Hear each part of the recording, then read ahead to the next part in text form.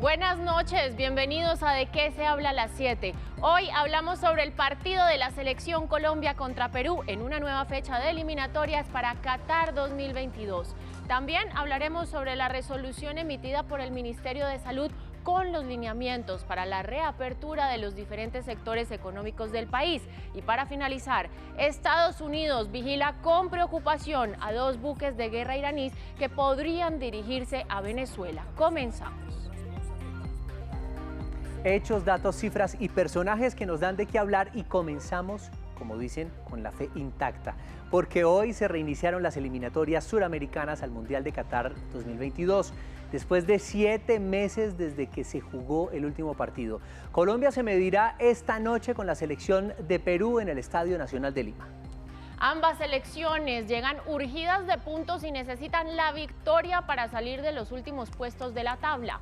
La selección Colombia tiene 4 puntos y está de séptima, y Perú tiene 1 y está en la penúltima casilla de la eliminatoria. Daniela, y a pesar de los inconvenientes con la convocatoria de varios jugadores, que lo hemos visto y lo hemos reportado, y los problemas sociales que vive nuestro país, pues el historial de los duelos entre ambos seleccionados en Lima favorece bastante a Colombia, que nunca ha perdido en territorio inca en lo que va corrido del siglo XXI. Nos conectamos a esta hora con Juan José Peláez, técnico de fútbol y ex asistente técnico de la Selección Colombia, y con Nicolás Samper, periodista deportivo de ESPN. Bienvenidos a los dos a De qué se habla a las 7 y voy a empezar con el profe. Profe, teniendo en cuenta las ausencias sensibles de Falcao, de James, de Quintero y por supuesto la llegada de Reinaldo Rueda como director técnico, cuéntenos qué se puede esperar del partido de hoy, qué probabilidades técnicas tienen realmente de ganar como visitantes ante Perú. ¿Qué tal, Daniela? Un saludo a todos ustedes, a Daniel Ced, a todos los televidentes. Bueno, me parece que es un reto bastante grande para nuestra selección. Se estrena un entrenador que siendo colombiano, pues lleva mucho tiempo sin dirigir la selección, entonces esto es prácticamente un redebut. Se juega frente a un equipo que está armado como la selección peruana, en su casa, con mucha necesidad.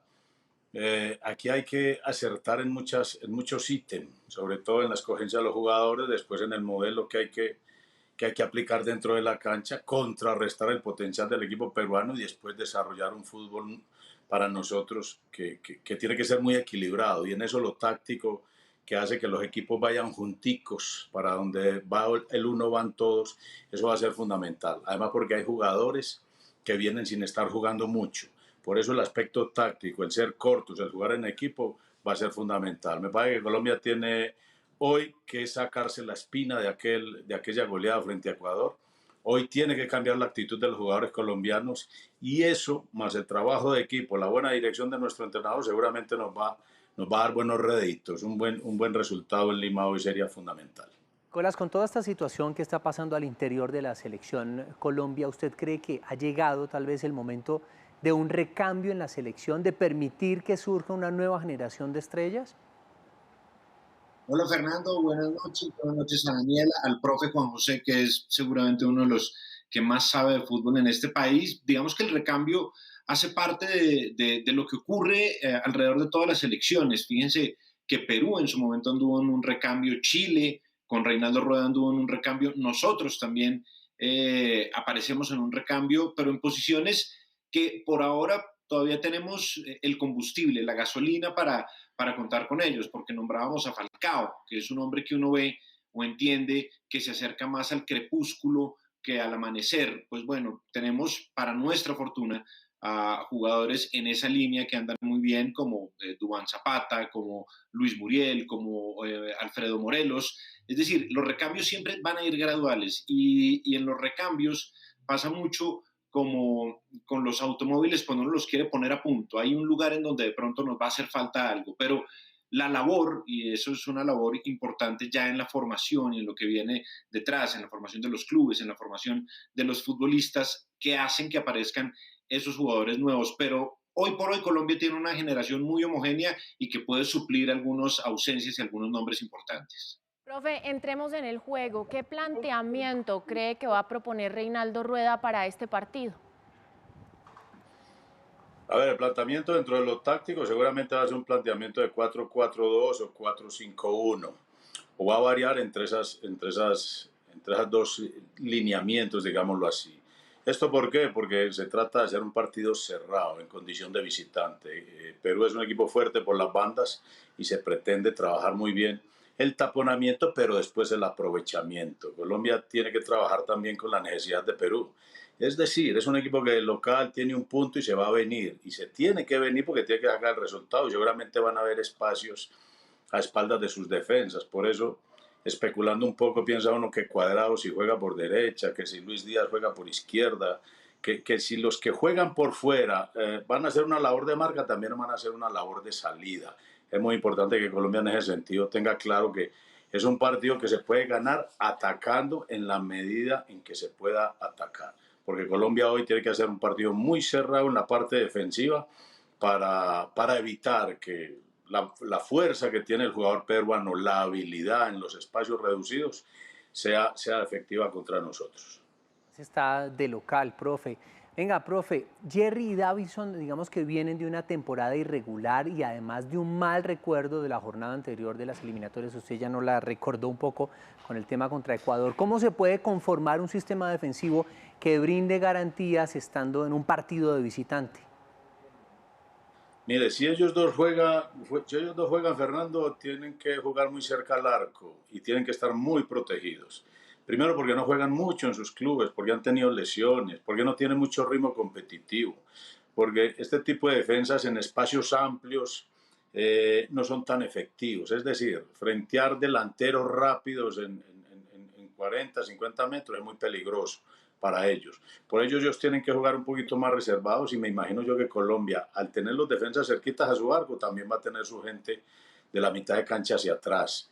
Y después de ahí desarrollar su fútbol. Pero es importante en ese sentido contar con los problemas que nosotros tenemos, con las dificultades que tenemos nosotros por jugadores que no están jugando, porque si bien están en Europa, pero no están jugando y no traen ritmo competitivo.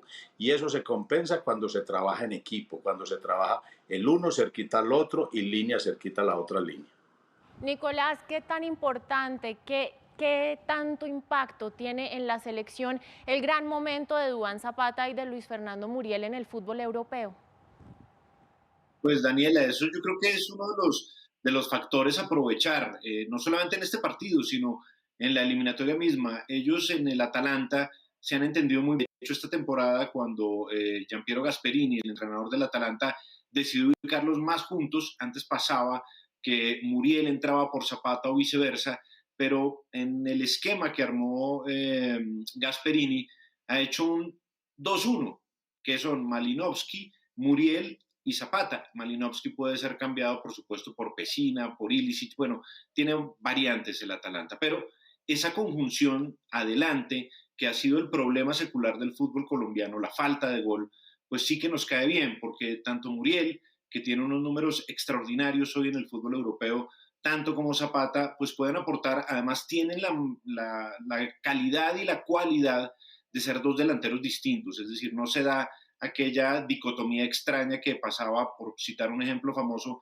en Argentina a comienzos de los 2000, cuando decían que Batistuta y Crespo eran dos jugadores muy similares y que tenía que quedar alguno por fuera. No, Muriel es un delantero con unas características muy distintas a las de Zapata, por eso ahí se complementan, por eso pueden ser una muy buena fórmula para Colombia, como les digo, no solamente en este partido, sino a lo largo de toda la eliminatoria. Profe, James y Falcao eran dos, digámoslo así, íconos, y uno como espectador, como aficionado, digamos que le daba cierta tranquilidad, cierta certidumbre que ellos estuvieran en la cancha. ¿Cómo se vive esto al interior con los otros muchachos, sabiendo que estos dos personajes, estas dos personalidades, dos figuras, no van a estar en este momento en la cancha? ¿Usted cree que eso puede repercutir? Bueno, eso habría que analizarlo adentro y seguramente eso lo está analizando Reinaldo, ¿cierto? Pero esto es parte normal del fútbol. Como lo decía Nicolás ahora, afortunadamente Colombia tiene muy buenos delanteros, tiene delanteros de alto nivel que pueden ayudar. Yo soy un enamorado de Borré, por ejemplo. Borré es un jugador que hoy podía jugar y podía ayudar, porque Borré está enseñado a a las innumerables situaciones del fútbol a través de su equipo River. Uno lo ve a Borré jugando por fuera, por dentro, pivotea, juega de 9. Mejor dicho, es un jugador apto para este partido. Y lo de James, pues lo va a tener que suplir el equipo. O sea, ya depender tanto de un solo jugador no se debería en el fútbol. Obviamente él es un jugador fundamental, él es un jugador que cuando esté en su mejor forma competitiva va a ser llamado a la selección y va a tener su puesto, porque es un jugador de categoría enorme, ¿cierto? Pero mientras no está, el equipo tiene que asumir esas posibilidades porque no hay quien en la selección asuma el papel de James. Profe, Reinaldo, pues este es casi que su estreno con la selección, es su primer debut. ¿Qué no debería hacer el profe en este primer debut? ¿Qué cree usted? No, es muy difícil yo hablar sobre eso. O sea, seguramente él tiene que copar mucho terreno. O sea, conocer un equipo, conocerlo, irlo conociendo en la competencia misma, con la necesidad de resultados, con la carencia de jugadores frente a un rival de visitante. No es fácil para un entrenador. Entonces, pues, por eso el margen de error es bastante amplio.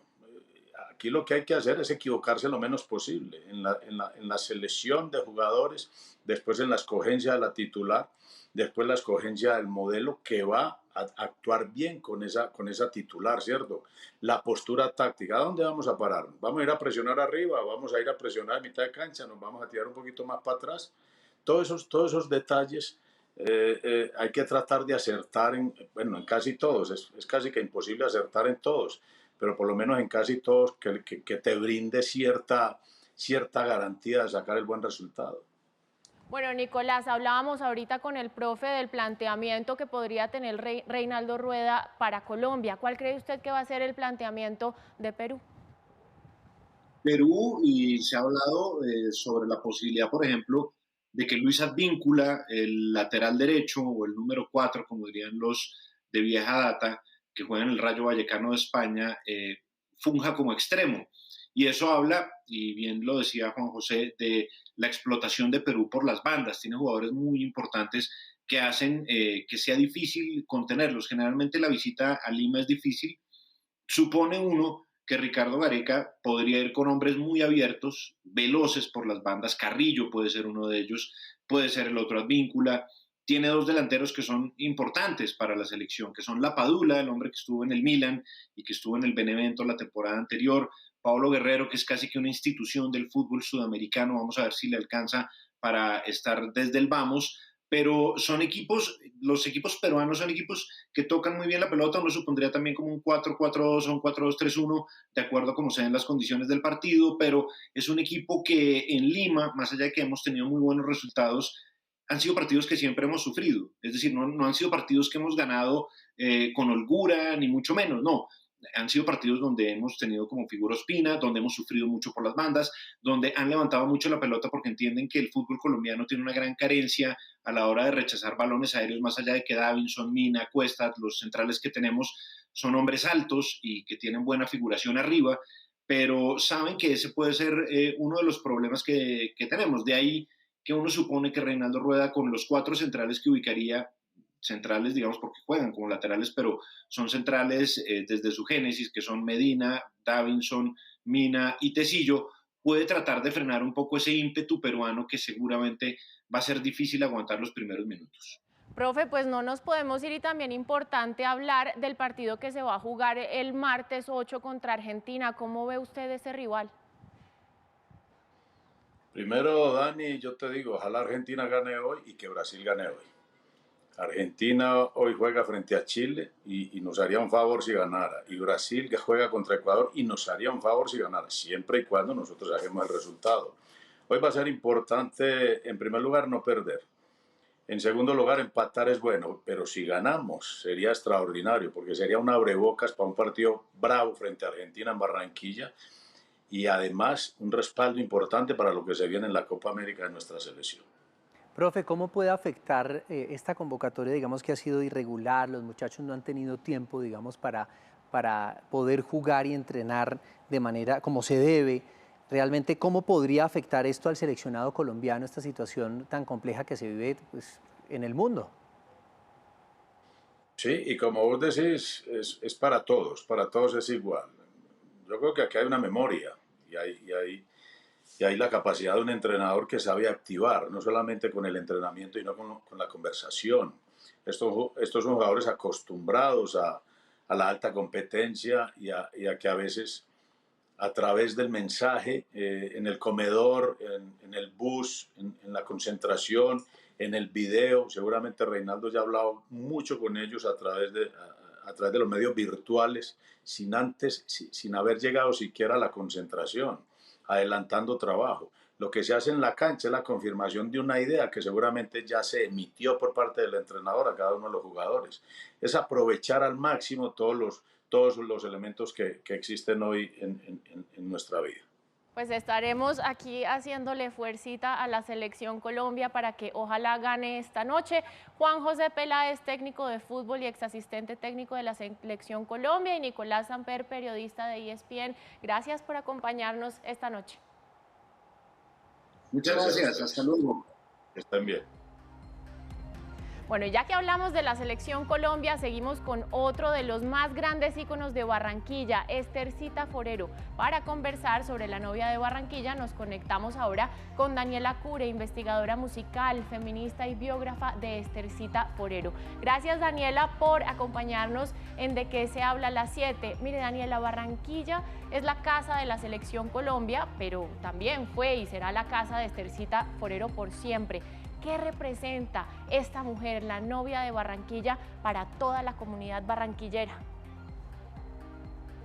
Bueno, muchas gracias por este espacio, y es muy conocido lo que representa Ester Forero para la comunidad barranquillera, como símbolo de los carnavales, como símbolo de la radio, de la publicidad, del desarrollo de Barranquilla. Pero el aspecto más importante de Ester Forero es lo que representa a nivel global, a nivel internacional también, y algo que va mucho más allá de por lo que precisamente se le conoce, que es como meramente un símbolo de Barranquilla, que si bien sí lo es una imagen muy reducida de una artista tan multifacética y tan enorme como lo es y lo fue Ester Forero. Daniela, ¿en qué momento de su vida se encuentra la musicología, el feminismo y la compositora Ester Forero como para decir o impulsarla a escribir sobre ella? Sí, bueno, hay una relación muy estrecha entre Ester Forero y el feminismo y los estudios de género. Para mí, yo comencé escribiendo sobre ella, y al investigar su vida veo que en sus propias grabaciones, en su propio discurso musical, hay unas letras y una historia de vida absolutamente avanzada, sobre todo para una mujer nacida en 1919. Y en su vida, en su música, y en sus letras y en su filosofía de vida, es donde uno como feminista relaciona todos estos conceptos del feminismo con la obra de ella. Ella es una mujer que, les pongo un ejemplo, ella antes de que las mujeres tuvieran siquiera derecho al sufragio, tuvieran derecho al voto, ya Ester Forero estaba hablando en sus canciones sobre los derechos de las mujeres, que era algo que en 1952 ninguna mujer tenía una vida pública, y ninguna mujer usaba esa vida pública para hablar sobre los temas que hablaba Ester Forero desde principios de los 50. Bueno, pues hoy se cumplen 10 años de la partida de Ester Forero, y por eso es que nos acompañó hoy Daniela Cure, investigadora musical, feminista y biógrafa de Ester Forero, para hablar más sobre la biografía de esta maravillosa mujer que ha dejado un legado tan grande. Gracias, Daniela, por acompañarnos. Muchas gracias y un saludo. Muchas gracias. ¿Cómo le va a usted con la bicicleta, Daniela?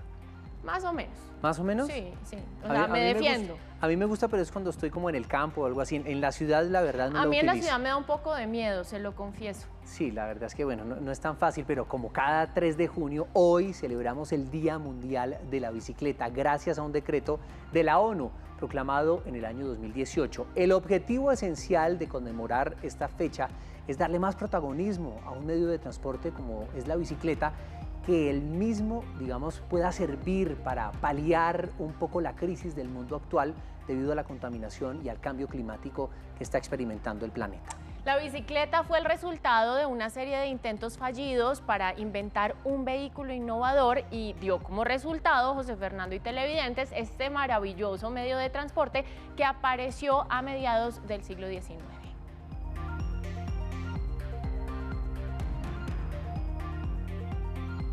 Pues nosotros hacemos una pequeña pausa, pero los queremos leer en nuestras redes sociales. Nos encuentran como @RTVC Noticias y con el numeral Hablemos de. Ya regresamos.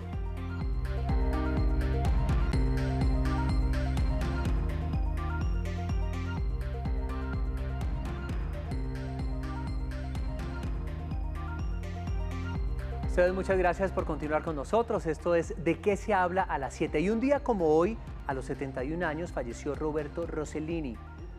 Durante toda su vida no paró de imaginar e intentar promover proyectos que le permitieran expresar mediante las imágenes sus angustias personales y sus obsesiones humanistas. Rossellini luchó para imponer un método de trabajo particular ante una industria cinematográfica que no podía aceptar unos productos que en el fondo ponían en duda los cimientos de la propia institución. Ma chi ce le farà dimenticare tutte ste sofferenze, tutte ste ansie, ste paure? El Ministerio de Salud expidió este miércoles la resolución 777 con la que se regula la reapertura de los diferentes sectores sociales, económicos, culturales, deportivos, entre otros. Esto luego de que la reactivación fuera autorizada por medio del decreto 580 que permite la apertura progresiva de las actividades en el país. La resolución establece un protocolo general con especificaciones para cada uno de los sectores de acuerdo con las condiciones particulares de cada actividad. Además, establece medidas generales para la comunidad del país que incluyen el uso permanente de tapabocas, implementación de mecanismos de ventilación abierta o artificial, también el lavado de manos frecuente y protocolos de limpieza y desinfección. Para hablar de este tema se conecta con nosotros Luis Alexander Moscoso, él es viceministro de Salud. Gracias por acompañarnos en ¿De qué se habla a las 7, viceministro? Buenas noches, Daniela, buenas noches, José, y un saludo a todos los colombianos. Viceministro, mire, ¿nos podría hacer o empecemos mejor con un resumen de esta resolución que expide recientemente el Ministerio de Salud y que busca fijar los criterios para esa reactivación económica y social del país?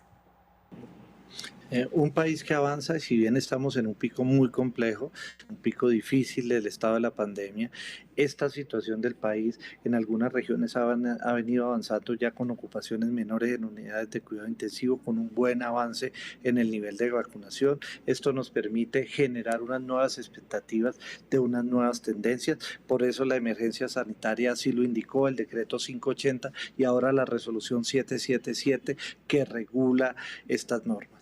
Básicamente establece dos grandes grupos de regiones, unas regiones con ocupaciones mayores del 85%, en el cual todavía no se pueden generar ni acciones ni eventos de carácter público o privado masivos, igualmente no se puede generar, abrir discotecas, pero también los mandatarios locales y regionales pueden pedir medidas que regulen la epidemia, que ayuden a controlar las limitaciones de movilidad, picos y cédulas.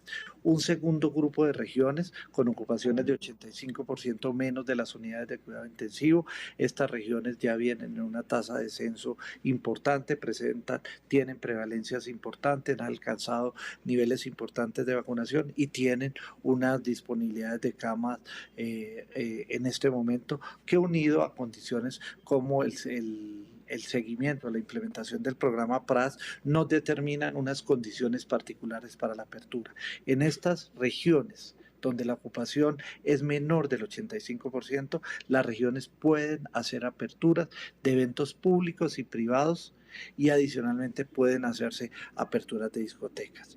Pero estas aperturas no son iguales en todas, dependiendo de las condiciones de capacidad de unidades de cuidado intensivo, de estrategia PRAS, de vacunación y de prevalencias que tengan.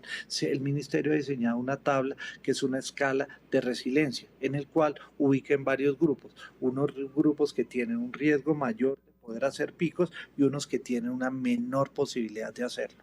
Dicen los que tienen algún riesgo de efectuar picos, este ciclo, este grupo de entidades podrán dar apertura con aforos del 25%, los que están en condición media del 50% y los que ya han pasado la condición y tienen menos riesgo pueden abrir hasta el 75% de aforos. ¿Con esto qué buscamos? Con esto buscamos un estímulo a la apertura, un estímulo a que el país produzca, pero con condiciones de bioseguridad. Viceministro, hablemos de esa disponibilidad de camas. ¿Qué zonas del país están arriba, por ejemplo, del 85% de la ocupación y cuáles están en este momento por debajo?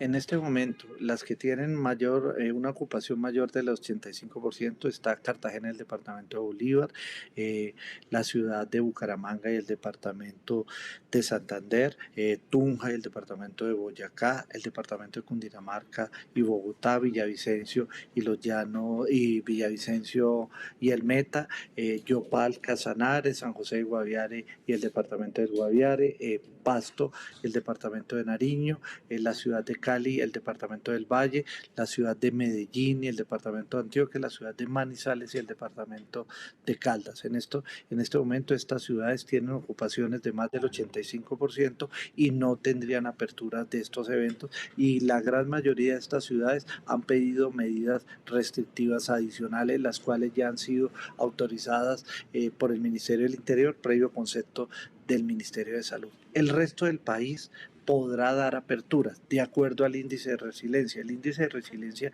debe quedar publicado el día de hoy, el día de mañana. En este momento todas las ciudades que no tengan esta ocupación podrían abrir con aforos del 25%. Por esta razón, por ejemplo, Barranquilla tiene la posibilidad de determinar la apertura del estadio Metropolitano para el partido Colombia-Argentina, pero igualmente lo podrán hacer todas las demás regiones que no se encuentran en este nivel. Con el índice de resiliencia, algunas podrán mejorar sus condiciones. En las evaluaciones previas, solo a tomo de ejemplo, Barranquilla se encuentra en un índice de resiliencia superior y podrá dar apertura hasta el 50%, o la ciudad de Leticia, que es la que mayor índice de resiliencia tiene, podrá estar ya en aperturas máximas. Esto significa, por ejemplo, que ¿por qué Leticia en estas condiciones? Leticia tiene vacunación importante, ya coberturas muy altas de primeras y de segundas dosis, tiene una capacidad instalada importante hoy disponible, está implementando la estrategia PRAS, o sea, cumple algunos requisitos que permite aperturas mayores. Barranquilla en parte intermedia tuvo una prevalencia muy alta, sus niveles de vacunación van avanzando rápidamente, adicionalmente tiene la mejor capacidad instalada del país y tiene la mejor estrategia PRAS funcionando en este momento. Entonces eso le da una condición de forma intermedia. El resto del país va a ir evolucionando a medida que vaya ganando estas ventajas, lo que va a permitir el aumento de aforos. Viceministro, en cuanto a la realización de eventos, cuéntenos cuáles son los trámites que se deben hacer para conseguir los permisos. Ninguna autorización previa, lo que deben cumplir son los requisitos técnicos establecidos en el anexo técnico de la circular. Recordar el control de los aforos debe ser estricto, recordar los temas de distanciamiento, 2 metros recomendado, mínimo 1 metro, y deben vigilar que se cumplan en todos sus territorios de acuerdo a los lineamientos que establece el mismo anexo técnico. Sí, viceministro Moscoso, estamos en medio de semanas con cifras récord en contagios y muertes. ¿Cómo se puede saber que no vendrá un cuarto pico mucho más fuerte con estas nuevas medidas de reactivación, por ejemplo? La garantía es la garantía de todos los ciudadanos. Este es un momento donde el autocuidado es un factor primordial. El autocuidado, la responsabilidad con nosotros mismos, responsabilidad con nuestra familia, es el rector. Entonces lo que los vamos a garantizar es todos los ciudadanos, colocándonos el tapabocas, manteniendo el distanciamiento, lavándonos las manos, saber que vamos a estar en unos sitios compartiendo con otras personas, que tenemos que actuar responsablemente y tenemos que entender el riesgo que tenemos que vacunarnos. La vacunación nos provee elementos y evoluciones muy favorables y nos limita y nos hace menos complejo la evolución de la pandemia. Los ciudadanos tenemos que recordar que tenemos síndromes gripales, nos tenemos que quedar en casa y recordar que hay ambientes de riesgo como los ambientes cerrados. Viceministro, mire, una de las variables fundamentales que hay que tener en cuenta es la de la vacunación. Hoy en día, ¿cómo está la vacunación en Colombia? ¿Cuáles y qué cantidad de vacunas están próximas a llegar? Dos procesos, primero vacunación en número y después resultados de vacunación. En este momento tenemos más de 15.800.000 vacunas que han llegado al país. Ayer llegaron algo más de 500.000 de Pfizer, hoy casi 1.900.000 de AstraZeneca, y van a llegar 500.000 de Pfizer más, 1.000.000 de Sinovac, otro 1.000.000 de Pfizer la semana entrante, y estamos pendientes de confirmación de otras farmacéuticas. Vamos avanzando fuertemente en la disponibilidad de vacunas. Ya gran parte de estas vacunas están en los territorios. Hoy tenemos más de 10,5 millones de personas vacunados en el país. En los últimos 3 días hemos vacunado en promedio de 300.000 vacunas diarias, lo cual significa avances importantes y muestra nuestra capacidad de vacunación con la disponibilidad de vacunas. Genera nuevas políticas, nuevas acciones a la vacunación, pero dependemos también del compromiso de los ciudadanos, dependemos que todos nos acerquemos. Recordar, todas las personas mayores de 50 años pueden ir a sus puntos de vacunación o pueden llamar a su IPS o EPS para agendarse. Las personas de 16 a 49 años que tienen comorbilidades, verifíquese en mi vacuna. Si ya está en mi vacuna en etapa 3, puede llamar a su EPS para hacer el proceso de agendamiento. Si considera que tiene una comorbilidad que establece el decreto, pero todavía no está en mi vacuna, vaya a su IPS y a su EPS para que hagan el proceso de registro y pueda optar por vacunarse. Invitar a todos los colombianos a hacer este proceso. Y aquí viene un tema de resultado que quería comentar. Ya observamos disminuciones importantes de la mortalidad en personas mayores de 80 años, en personas mayores de 70, y ya vemos tendencias en personas mayores de 60 años. Entonces la vacunación es segura, pero también es eficaz. Está dando el resultado que esperamos, que es la disminución de los casos severos, pero seguimos observando personas sin vacunar que están entrando a nuestras unidades de cuidado intensivo, que tienen ya las coberturas y las edades. Entonces, invitar a los colombianos que tienen estos grupos, y en especial los que tienen más riesgo, los más de 80, los de más de 70, los de más de 60 años y aún los de 50, tenemos que vacunarnos, tenemos que ir y utilizar esta estrategia que nos protege la vida, la suya, pero también protege el contagio a su familia y protege a toda la sociedad. Importante llamado a un bienestar para todos, la convocatoria que hace el viceministro para que todos nos vayamos a vacunar. Según este panorama, que lo escucho muy alentador y además que nos acaba de describir a la perfección, ¿cuándo podríamos hablar en Colombia, viceministro, de inmunización de rebaño? El 31 de diciembre esperamos estar vacunando 35 millones de colombianos, más la inmunidad natural que se debe presentar. Esperamos tener una inmunidad colectiva para esas fechas. Lógicamente estamos pendientes de los estudios, las evoluciones, y depende de un trabajo de todos. Y recordar, seguimos en un momento complejo de la pandemia. Seguimos con muchas ciudades con ocupaciones grandes. Tenemos ciudades, regiones que vienen subiendo los últimos días. Entonces no es momento de descuidarnos. El hecho de que hagamos la apertura, el hecho de que entremos a una nueva realidad no significa que el virus se ha ido. Significa que tenemos que aprender a convivir de forma segura con el virus. Pero eso es responsabilidad de nosotros. La vacunación es fundamental, pero las medidas de bioseguridad y de protección también. Fundamental entonces seguirse cuidando. Esperamos entonces la inmunización de rebaño para finales de año. Agradecemos a Luis Alexander Moscoso, viceministro de Salud, por acompañarnos en De qué se habla a las 7. Muchas gracias. Bueno, y cambiamos de tema porque hoy se cumple un nuevo aniversario de la muerte del legendario ex campeón del mundo de los pesos pesados, el estadounidense Muhammad Ali.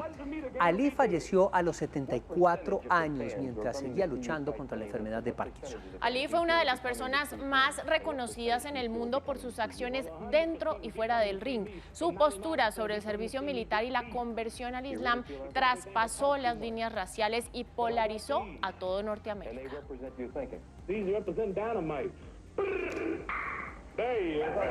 Bueno, los invito a que vayan ya mismo a Twitter y pongan numeral Hablemos de para que participen acá con nosotros. Los queremos leer. Hacemos una pequeña pausa y ya volvemos.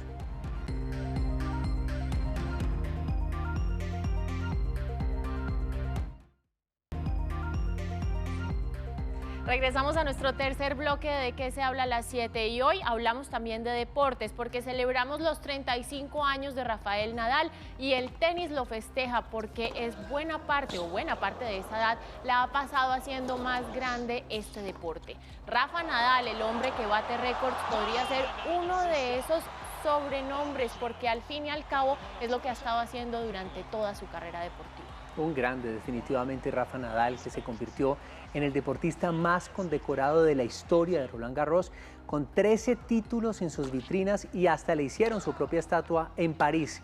Es el hombre a batir sin duda en una tierra donde ya ha ganado hasta 100 partidos y en la que solo conoce 2 derrotas desde que ganó su primer título en 2005. Las agencias de seguridad de Estados Unidos mantienen estricta vigilancia a 2 buques de guerra iraníes que podrían dirigirse a Venezuela, según afirmaron 3 fuentes de inteligencia. Se trata de una fragata iraní y del Makran, un antiguo buque petrolero que se ha convertido en base de operaciones flotantes. La llegada de estas embarcaciones al país suramericano podría ser visto como una provocación por el gobierno de Estados Unidos, es decir, que el gobierno de Estados Unidos lo ve como una provocación que atraviesa un momento de tensión con Irán. Ambos buques se dirigen hacia el sur a lo largo de la costa oriental de África, según confirmaron las fuentes de inteligencia. Las autoridades estadounidenses no tienen certeza del destino final de las embarcaciones iraníes ni de la carga que llevan, aunque sospechan que podrían dirigirse a Venezuela. Para hablar de este tema se conecta con nosotros Alejandro Cardoso, profesor de la Escuela Política y Relaciones Internacionales de la Universidad Sergio Arboleda. Profesor, bienvenido a De qué se habla a las 7, un gusto tenerlo con nosotros y le quiero pedir que empecemos con un contexto alrededor de este tema, de esa tensión que hay entre Estados Unidos e Irán y por supuesto, ¿por qué se cree que van hacia Venezuela estos buques? Hola, buenas noches, Daniela, José Fernando. Bueno, esa tensión podemos comenzar desde 1979, con la crisis de la Embajada de Estados Unidos en Teherán, cuando 66 estudiantes radicales del partido del Ayatollah toman la Embajada de Estados Unidos, secuestran a 66 funcionarios diplomáticos, Una turba de estudiantes secuestran a estos 66 embajadores, diplomáticos, funcionarios de la embajada por 444 días. O sea, la crisis se extendió hasta 1981. Eso todo en el ámbito de la Guerra Fría. Eso precipitó también que la Unión Soviética, temerosa de una represalia de Estados Unidos con Irán, invade Afganistán para cubrir su frontera sur. Y de ahí en adelante han sido conflictos tal vez de los más temerarios que hubo, ¿no?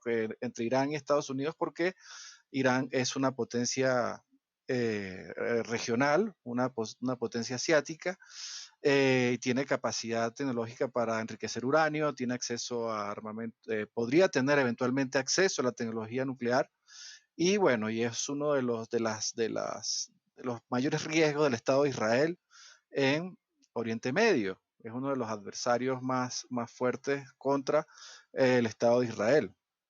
Sí, profesor Cardoso, Ese es el contexto.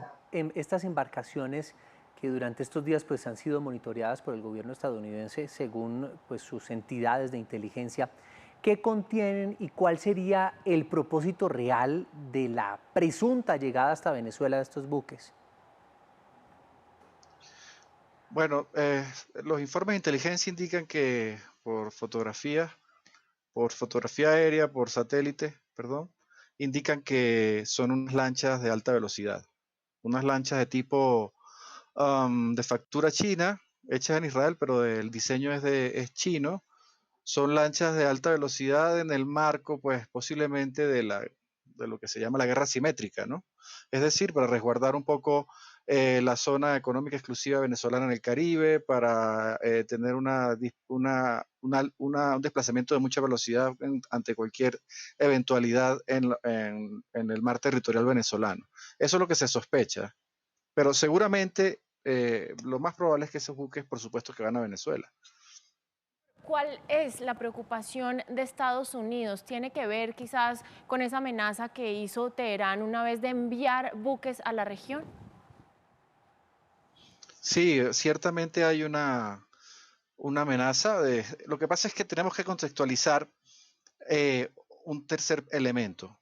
No solamente las relaciones entre Estados Unidos e Irán sumamente tensas e inestables desde 1979, no solamente el hecho de que Irán es una piedra de tranca, digamos, o un elemento muy corrosivo para Israel en el Medio Oriente, sino también que Venezuela tiene unas relaciones extremadamente especiales con Irán, no solamente sometidas al tema de la alianza ideológica, ¿no? De estados parias como Venezuela, como Irán, como eventualmente la alianza con Rusia también concibe un elemento de una especie de internacional de los parias, ¿no? De los estados parias adversos al sistema internacional que trata de liderar Estados Unidos. No solo eso, Venezuela tiene una relación especial con Irán desde la OPEP, desde la fundación de la OPEP y desde que son socios en 1969, Irán y Venezuela, como con Arabia Saudita y con todos los miembros OPEP, han llevado una relación también de una diplomacia energética. El Shah de Irán visitó a Venezuela en 1979, en 1973 visitó a Venezuela y Carlos Andrés Pérez, presidente de ese momento, visitó también Teherán. Esto es mucho antes de la revolución del Ayatollah Khomeini. Pero en ese mismo ámbito de una diplomacia petrolera, ya con Chávez en el 2001 se establece otra relación dentro del mismo marco petrolero, pero ahora con una intensidad ideológica, porque hay una sincronía ideológica entre el régimen de Chávez y el régimen de los ayatolás. Profesor Cardoso, ¿cómo esta situación puede afectar los acercamientos que Joe Biden ha liderado con Irán y además la tensión que se vive entre los dos países, incluyendo también la tensión que hay natural con Venezuela, por ejemplo? Es muy difícil, es una piedra en el zapato para la diplomacia estadounidense ahora mismo, porque las relaciones entre Venezuela e Irán se han estrechado mucho más. Es decir, nada más les digo esto, la mayor orden, el mayor homenaje que establece la República Islámica de Irán a cualquier autoridad extranjera es la Gran Orden de la República Islámica del Irán. Esa orden se ha entregado solamente a 3 personas en la historia de la República Islámica del Irán: a Hugo Chávez, al presidente de Siria, Bashar al-Assad, y al embajador actual de Venezuela en Irán, si no me equivoco, David Nieves. Entonces, esa orden es simplemente un protocolo diplomático, pero es que también la carga simbólica de que se le haya entregado solamente a 3 personas y de esas 3 personas, 2 son venezolanos del gobierno de la revolución chavista, habla de los niveles de hermandad ideológica que existen entre Irán y Venezuela. Entonces, por supuesto que a Irán le conviene mucho y le conviene de alguna forma negociar su programa de energía nuclear con Estados Unidos, llegar otra vez a la entente cordial que había antes del gobierno de Trump entre Irán y Estados Unidos sobre el programa de energía atómica, renegociar ese estatus, levantar las sanciones, pero el compromiso de Irán va más allá con Venezuela. Es decir, es muy prometedor que se abra un poco la relación diplomática con Estados Unidos, pero ellos tienen un compromiso digamos, no con Venezuela, tienen un compromiso con el gobierno revolucionario heredado por Maduro, concebido por Chávez, muerte, ¿no? Profesor, mire, aterricemos esta situación a Colombia. ¿Cómo queda parado aquí el país en medio de este conflicto internacional y de qué manera se ve afectado con la relación que hay entre Irán y Venezuela? Bueno, las relaciones de Venezuela con América Latina están muy deterioradas, pero más que por las propias acciones de la dictadura de Maduro, están muy deterioradas porque Venezuela realmente, repito, el gobierno de Maduro, no Venezuela, realmente ven hacia Eurasia. Diplomáticamente Venezuela tiene una tensión sostenida con el gobierno del presidente Duque, pero su margen de acción real diplomático es Eurasia. Fíjense que el oro de sangre, es decir, el oro que se está extrayendo del arco minero de Venezuela, que son cantidades ingentes de oro, está siendo, entre comillas, lavado por una ruta que es Caracas-Teherán. El regreso de Alex Saab, como ustedes saben, alto diplomático venezolano, pero de origen colombiano, de Barranquilla, él estaba regresando, cuando es capturado en Cabo Verde, estaba regresando de Irán, de negociar o de seguir afianzando esta relación diplomática estratégica entre Caracas y Teherán. Es decir, Venezuela tiene su brecha diplomática con Eurasia de cualquier tipo, y Colombia se ve afectada en la medida que Venezuela, pues, plantea un escenario de adversidad, de confrontación con Colombia. Pero la triangulación realmente de Venezuela digamos, que sofoca un poco al sistema internacional es la triangulación con Eurasia. Las relaciones con Colombia, bueno, son unas relaciones que a veces se alivianan, a veces vuelven a estar tensas, luego se distienden, y ahora mismo estamos en el proceso de la apertura de la frontera, ¿no? Entonces, en ese sentido, pues, son como dos situaciones un poco independientes, aunque vasos conductores también, ¿no? Vasos comunicantes. Sí, profesor Alejandro, ante esta situación, ¿cómo debería ser la reacción de la comunidad internacional, especialmente de los países de la región, si es que estos buques llegan a aguas venezolanas?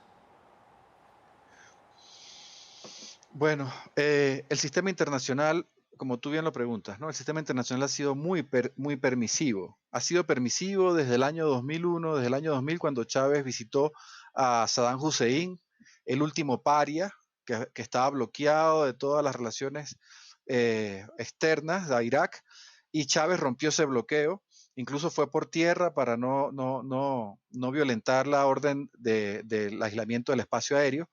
Desde ese momento el sistema internacional ha sido muy permisivo y yo pienso que esos buques van a llegar sin ningún problema, lamentablemente van a llegar sin ningún problema a Venezuela. Profesor, y de ser así, de llegar a Venezuela, ¿cuáles serían, pues, los riesgos que se corren? Francamente creo que ningún riesgo más allá de que Maduro vuelve a lograr un éxito geopolítico, ¿no? Esos éxitos geopolíticos, como ustedes saben, fortalecen muchísimo estos relatos autoritarios, ¿no? Pero más allá del éxito geopolítico, no va a tener francamente ninguna repercusión grave. Si se supone que, según la inteligencia norteamericana, son lanchas de alta velocidad, eso es, pues son 7 lanchas nada más, son lanchas además de un sistema balístico chino que son de poco alcance. Una vez que se dispara el torpedo es de muy poco alcance, están concebidas realmente para alta velocidad y operaciones relámpago, ¿no? De hecho, pienso yo que el efecto va a ser más, en todo caso, sobre el control de las bandas criminales que hay en el Caribe venezolano, de tráfico de drogas hacia las islas holandesas, de tráfico de gente, que eso está muy en un pésimo estadio de derechos humanos, en pésimo estadio de justicia, ¿no?